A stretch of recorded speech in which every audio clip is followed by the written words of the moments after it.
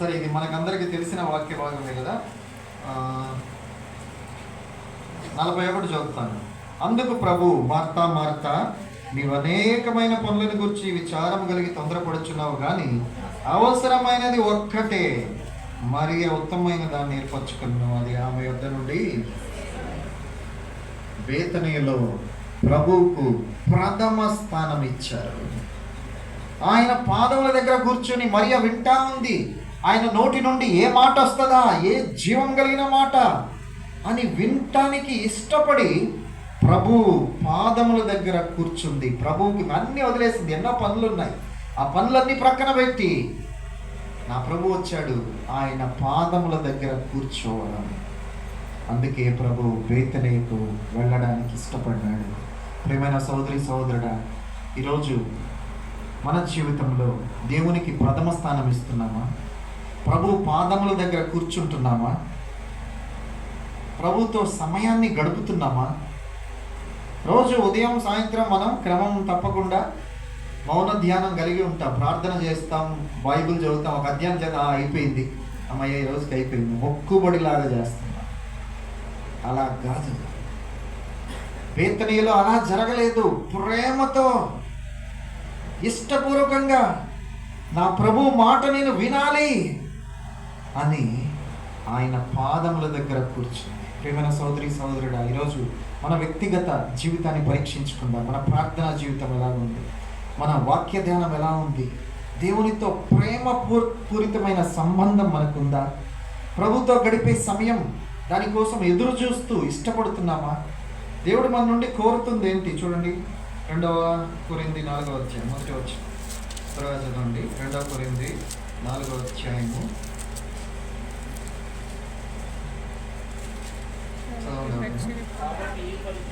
కాబట్టి ఈ పరిచర్య పొందినందున కరుణింపబడిన వారమై అధైర్యపడము. ఏ పరిచర్య అంటే పైన అధ్యాయంలో వచనాల్లో మనం చూస్తే మోషే గురించి చెప్తూ, మోషే కొండ మీద 40 రోజులు ఉన్నాడు.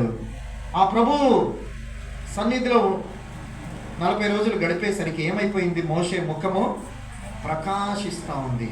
ఇప్పుడు ఆయన ముఖం మీదకి వచ్చిన ఆ ప్రకాశం బయటకు అది వెదజల్లబడుతూ అందరికీ కనబడతా ఉంది.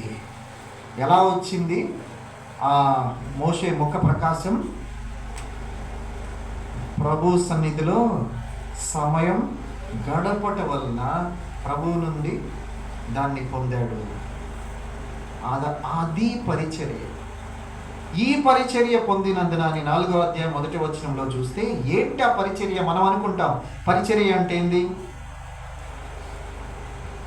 ఊరు వెళ్ళి సువార్త దండయాత్రలు చేయడం, మందిరాలు కట్టడం, షామ్యానాలు వేయడం, భోజనాలు పెట్టడం, సంవత్సరం మీటింగులు పెట్టడం, ఇది కూడా పరిచర్య కాదనట్లే. అంతకంటే ఎక్కువగా ఈ పరిచర్య పొందినందున మనము కనికరింపబడి అధైర్యపడం. ఏంటి ఆ పరిచర్య అంటే? ప్రభు సన్నిధిలో కూర్చోవడం, ఆయనను చూడడం, ఆయన గుణలక్షణాలను మనం పొందుకోవడం, వాటిని ప్రతిబింబింప చేయడం. ఈ పరిచర్య ఎంత గొప్ప పరిచర్య! బేతనీలో అదే జరిగింది, మరి అదే చేసింది.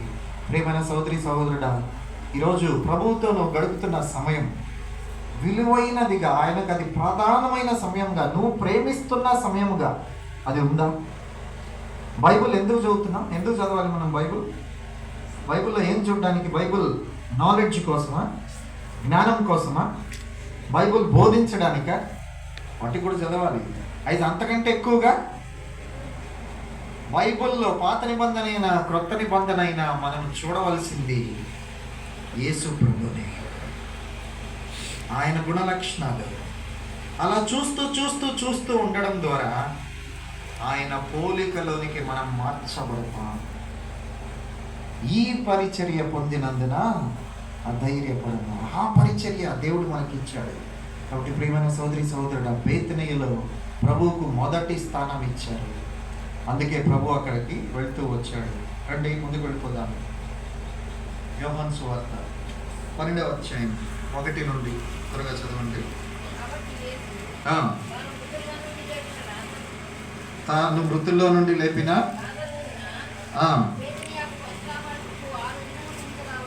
ఆ, ఆ. అక్కడ ఆయనకు వారు విందు చేసిరి. మార్త ఉపచారం చేసెను. చూసారా, ఇక్కడ ప్రభువుకు విందు చేశారు, మార్త ఉపచారం చేసింది, లాజరు ఆయనతో పాటు కూర్చున్నాడు. అంతా కూడా యేసు ప్రభు చుట్టే వారి జీవితం అంతా తిరుగుతూ ఉంది కదా. వాళ్ళకి అంతా ఇంకా ఏ విషయాలు అవసరం లే, వాళ్ళకి కావాల్సిందంతా యేసయ్యే. ఈరోజు మనం చెప్పగలమా మన జీవితం ఇలా ఉందని? మన జీవితం ఎవరి చుట్టూ తిరుగుతుంది? ఎవరి చుట్టూ తిరుగుతుంది? నీ భర్త చుట్టూ తిరుగుతుందా? నీ భార్య చుట్టూ తిరుగుతుందా? నీ పిల్లల చుట్టూ తిరుగుతుందా? నీ ఉద్యోగం చుట్టూ తిరుగుతుందా? లేకపోతే నీ పరిచర్య చుట్టూ తిరుగుతుందా? బేతనీలో వారి జీవితం అంతా యేసయ్యే. బ్రతికిన ఆయన కోసమే, చనిపోయిన ఆయన కోసమే అలాగ జీవించారు. ప్రియమైన సోదరి సోదరుడు, అందుకే యేసయ్య అక్కడికే వెళ్ళడానికి ఆయన ఇష్టపడుతూ వచ్చాడు కదా. అందుకే యేసుప్రభు అంటాడు ఏమని, ఎక్కడెక్కడ ఈ విషయం మరి ప్రకటించబడుతుందో ప్రపంచవ్యాప్తంగా ఆమె చేసింది కూడా నాకు సాక్షాత్తంగా ప్రకటించబడుతుంది. ఇలాంటి జీవితం బేతనీయ. ఎన్ని చూసామో త్వరగా చెప్పండి.